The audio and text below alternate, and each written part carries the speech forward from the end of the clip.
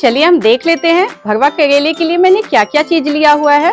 ये करेला है, करेले को मैंने पील कर लिया है, अच्छे से वॉश कर लिया है पहले, उसके बाद इसको पील कर लिया है। और जो भी छिलका निकाला है इसको भी मैंने फेंका नहीं है, इसको भी हम यूज करेंगे।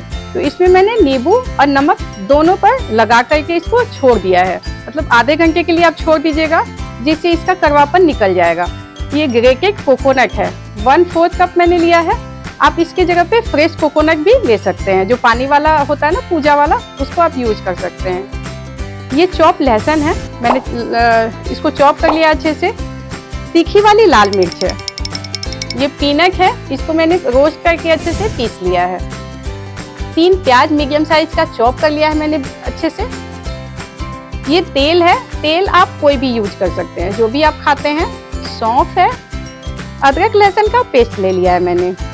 ये जीरा पाउडर है, ये हल्दी है, अमचूर है, सब्जी मसाला है और ये गरम मसाला है। तो हम आगे के प्रोसेस में चलते हैं। इसको मैं अभी बीच से चीरा लगाऊंगी और इसके अंदर का जितना भी बीज होता है इसको निकालना है, तभी हम इसको स्टफ करेंगे।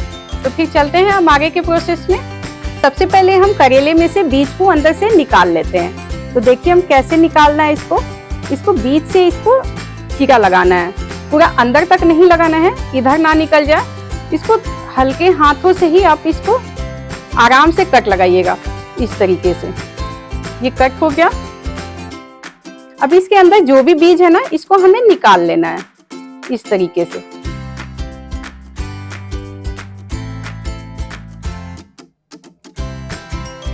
इसको इस तरीके से निकाल लीजिएगा।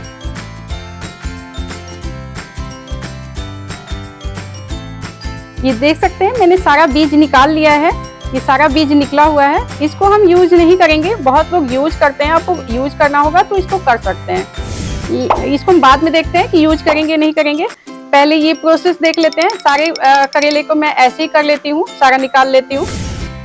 आप देख सकते हैं मैंने सारे करेले को एकदम खाली कर लिया है, सारा बीज इसका निकाल लिया है मैंने। ये बहुत पक गया है तो मैं इसको यूज नहीं करूंगी, इसको मैं साइड में ही हटा दिया है मैंने, सारे का निकाल लिया है, आप देख सकते हैं। अब चलते हैं, इसका स्टफिंग हम रेडी करते हैं।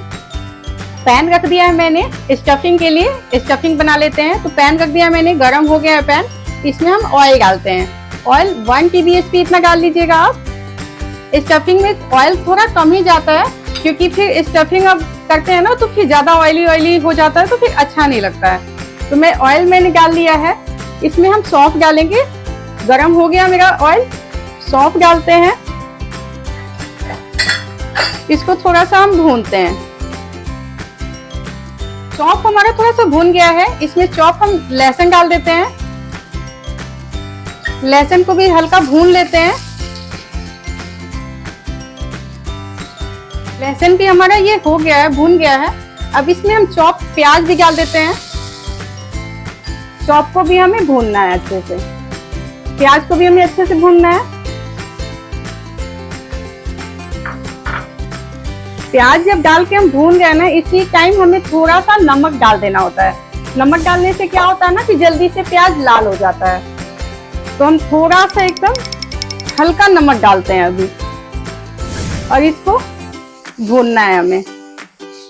प्याज हमारा थोड़ा लाल हो गया है, आपको दिख रहा होगा तो एकदम हमारा लाल हो गया है। अब इसके बाद हमें लहसुन भी डाल देना, लहसुन और अदरक का जो पेस्ट है ये हम डाल देते हैं। इसको भूनना है अच्छे से। और इसी टाइम जो छिलका मैंने पील करके निकाला था ना, ये भी मैं डाल देती हूँ इसमें, और इसको भी हमें भूनना है अच्छे से। ये भी हमारा भून गया है। अब इसके बाद जो भी हमने मसाला लिया था, ये सारे मसाले मैं इसमें डाल देती हूँ, और इसको भी हमें भूनना है। लाल मिर्ची भी डाल देते हैं, और अभी हल्का हम लो फ्लेम कर देते हैं, वरना मसाले जल जाएंगे। इसको हमें लो फ्लेम पर भूनना है। अब ये मसाले भी मैंने भून लिया है। अब इसके बाद हमें ये कोकोनट जो हमने लिया था ये भी हम डाल देते हैं, और साथ में पीनट था वो भी हम डाल देते हैं, और इसको भी हमें भूनना है। ये स्टफिंग हमारा भून गया है अच्छे से, आप देख सकते हैं। इसको अब हमें ठंडा कर लेना है, क्योंकि गरम हम भरेंगे ना तो हमारा हाथ भी जलेगा।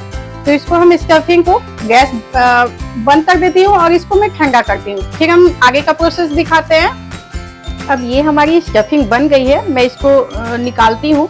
और ये जो मैंने करेले लिया था ना, इसको मैंने अच्छे से वॉश कर लिया है, नींबू और नमक लगाने के बाद अच्छे से वॉश कर लिया है। अब इसमें हम स्टफिंग ये भरेंगे, ठीक है। तो मैं स्टफिंग भरती हूँ।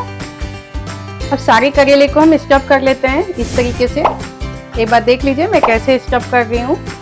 स्टफिंग लेना है और इसमें दबा दबा कर इसको हमें भरना है इस तरीके से, अच्छे से इसको दबाना है। कई लोग होते हैं ना, इसको अच्छे से मतलब बांध भी देते हैं, तो ये खुलता नहीं है। मैं बिना बांधे इसको आपको दिखा रही हूँ, आपका बिल्कुल भी नहीं खुलने वाला है, ठीक है। इस तरीके से आप भर दीजिएगा। ऐसे ही मैं सारा रेडी कर लेती हूँ। इस तरीके से मैंने सारा करेला स्टफ कर लिया है, देख सकते हैं। पूरा अच्छे से इसको स्टफ करिएगा। अब मेरे इतने स्टफिंग बच गए हैं, जिसको मैं यूज करूंगी। कैसे यूज करना है मैं आपको दिखाऊंगी। अब पैन रख दिया है मैंने गरम होने के लिए। पैन हमारा गरम हो जाता है, इसमें हम सरसों तेल डालेंगे। आप कोई भी कुकिंग ऑयल यूज कर सकते हैं जो आप खाते हैं। तो मैं इसमें सरसों तेल डालती हूँ।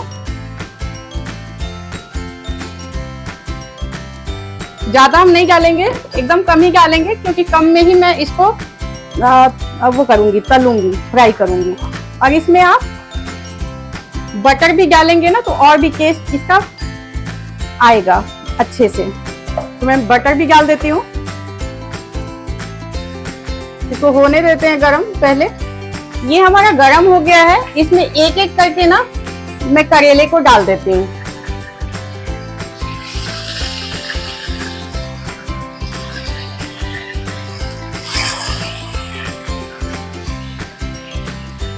करेले सारे डल गए हैं। अब इसको थोड़ी देर के लिए मैं ढक देती हूँ। ढक देने से क्या होगा ना कि ये जल्दी पक जाएगा। सारे करेले को मैंने देख सकते हैं ना सेक लिया है मैंने अच्छे से अलगते पलटते हुए।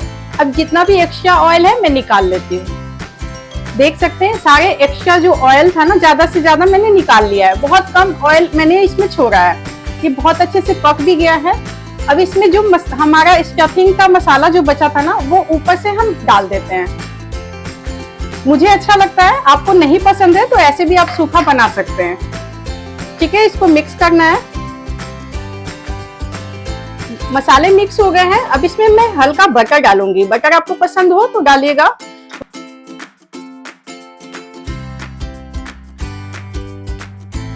तो देख सकते हैं हमारा भरवा करेला बनकर रेडी हो गया है। बहुत ही टेस्टी, बहुत ही अच्छा बना है और बिल्कुल मसाले इसके निकले नहीं हैं। आप देख सकते हैं। अगर रेसिपी आपको पसंद आती है तो मेरे चैनल को सब्सक्राइब करें और फैमिली फ्रेंड्स के साथ ज़रूर शेयर करें। तो मिलते हैं नेक्स्ट वीडियो में नेक्स्ट रेसिपी के साथ। तब तक के लिए ओके, बाय बाय।